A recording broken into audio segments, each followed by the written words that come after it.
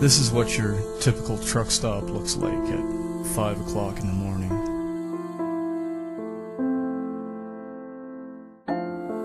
You might be wondering, what is he doing up at 5 o'clock in the morning? Well, truth be told, I just couldn't sleep.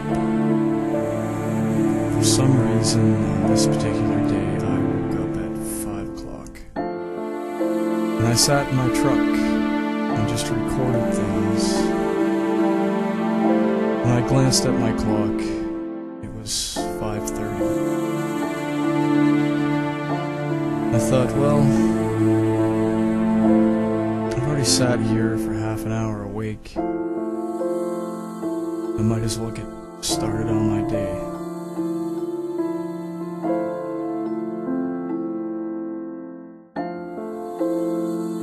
And I wasn't the only one that day to start at 5:30. I was surprised to see how many truck drivers were up that early, getting coffee, pre-tripping their trucks, getting ready for another day's work in the prairies.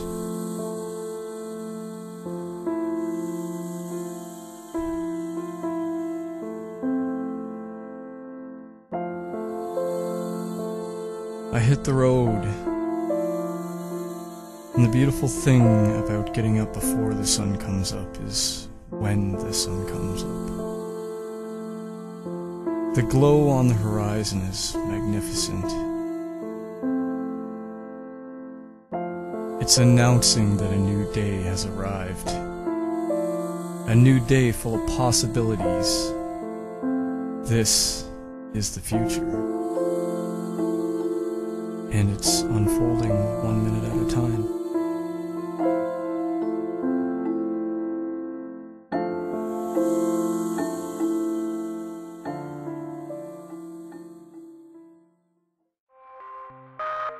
For those of you who are new to the Life of a Trucker series, I should probably tell you a little bit about myself. I'm a Canadian. I'm 27 years old, and I drive a truck for a living. That's about it. Oh yeah, and I don't normally wake up at 5 o'clock in the morning. I'm the type of trucker that likes to wake up at 10 o'clock in the morning and drive into the evening. Schedule permitting, of course. If I have to be somewhere early, I'll be there. I've been to all but 3 states in the lower 48, and every province in the country of Canada, including Labrador and Newfoundland. Yes, that island out in the middle of the Atlantic Ocean. That was an 8-hour ferry ride, and, well, I'm not a seafaring person. Needless to say, I got sick and turned green.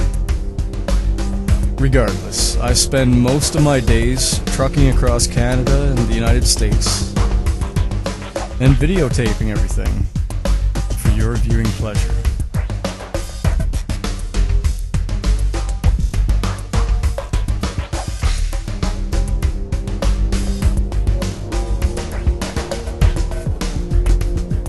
I start each day with a logbook.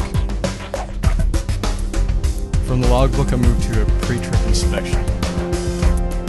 Now I could show you a pre-trip inspection, but it would probably take up the rest of this episode. Simply put, there are a lot of things that truckers need to check on their equipment each day to make sure it's operating properly. This is my truck. It's a Kenworth T800. Not exactly the Cadillac of trucking, but it's a versatile truck. It's widely used in North America. The color definitely stands out. You can see one of these trucks from a mile away. And people generally know that I'm Canadian. They just look at the color, they know. And speaking of being Canadian, I've been asked a lot of weird questions over the years.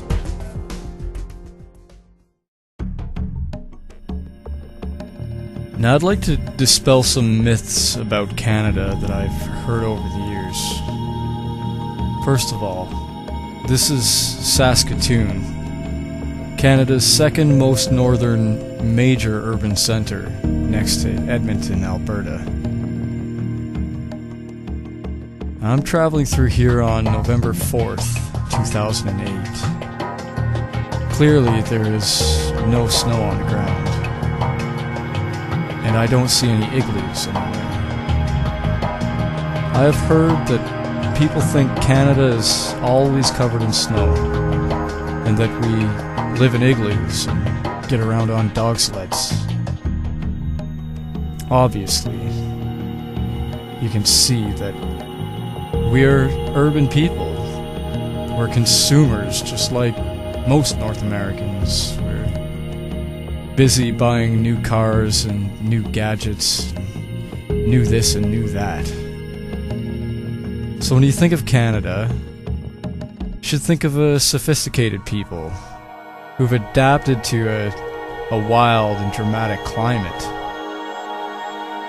It's true that it's November 4th and there's no snow on the ground, but that could all change overnight.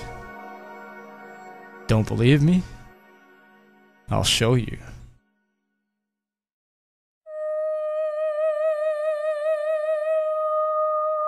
It's November 5th and I'm back in the yard in Steinbach. I've been hearing about this major storm coming up from the United States. It's supposed to dump 10 to 20 centimeters of snow on us. We've already seen a little bit, but nothing to worry about. The reports are that North Dakota, parts of South Dakota are buried under 2 feet of snow.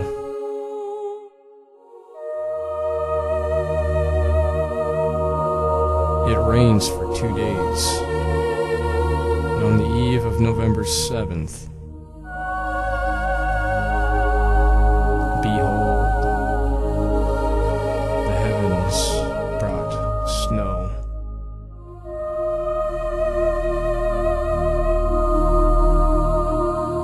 November 8th, I leave for Arizona. I'm leaving this snow behind to enjoy a warmer climate.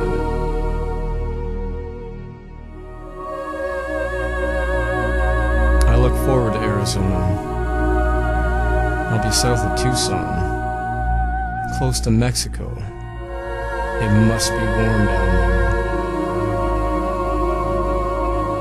I don't think there's any chance of seeing ice on my mirrors in Arizona.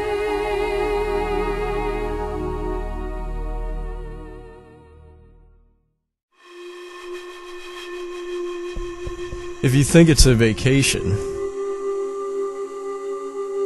well, that's wrong. Because even though I'm leaving the snow behind, I'm still doing a job.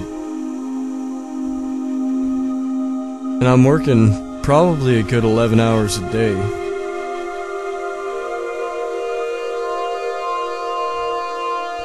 Truckers get to see all these cool places. And we cover a lot of ground. But we're always on a schedule. There's always somebody waiting for the freight.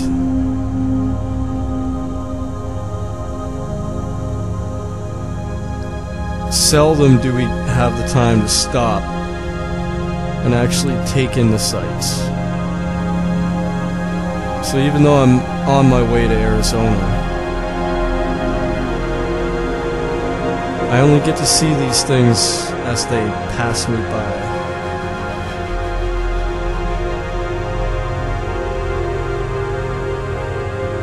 Still,